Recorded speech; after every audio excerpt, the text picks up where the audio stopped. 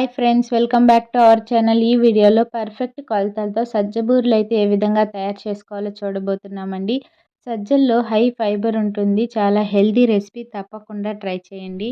ముందుగా సజ్జల్ని 6 అవర్స్ పాటు నానబెట్టి బాగా కడిగి వాటర్ లేకుండా మిక్సీ జార్లో వేసి బాగా గ్రైండ్ చేసి సజ్జ పిండిని అయితే రెడీ చేసి పక్కన పెట్టుకోవాలండి, వీడియోలో చూపిస్తున్న విధంగా.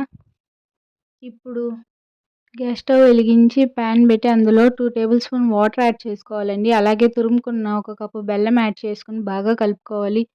ఇలా వాటర్ యాడ్ చేయడం వల్ల బెల్లం చాలా తొందరగా కరిగి పాకం అయితే రెడీ అవుతుంది. అలాగే 3 యాలక్కులను ఇందులో వేసుకొని వీడియోలో చూపిస్తున్న విధంగా తీగ పాకం వచ్చిన వెంటనే ముందుగా గ్రైండ్ చేసి పెట్టుకున్న సజ్జ పిండిని అయితే వేసి కొంచెం కొంచెం బాగా కలుపుకోవాలండి. 1 కప్పు బెల్లంకైతే 2 కప్పుల సజ్జపిండిని అయితే యాడ్ చేసుకోవాలి. అలాగే పిండి కనుక సరిపోకపోతే మనం ఇందులో బియ్యం పిండిని కూడా యాడ్ చేసుకోవచ్చండి. నేనైతే జస్ట్ సజ్జపిండిని మాత్రమే ఇందులో యాడ్ చేస్తున్నాను. యాడ్ చేసి ఈవెన్గా కలుపుకోవాలి, ఉండలు లేకుండా. ఇలా చేసేటప్పుడు ఎప్పుడు గ్యాస్ లో ఫ్లేమ్లోనే ఉంచాలి.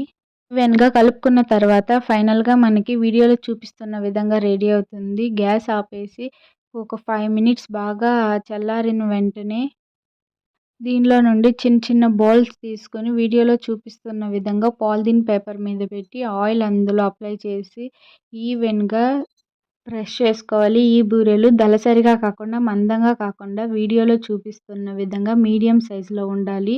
స్టవ్ వెలిగించి డీప్ ఫ్రైకి సరిపడా ఆయిల్ అందులో యాడ్ చేసుకొని ఆయిల్ బాగా హీట్ ఎక్కిన తర్వాత ముందుగా ప్రిపేర్ చేసి పెట్టిన బూరెలను ఒక్కొక్కటిగా వేసుకుని గోల్డెన్ బ్రౌన్ కలర్లో వచ్చేంత వరకు బాగా డీప్ ఫ్రై చేసుకోవాలి.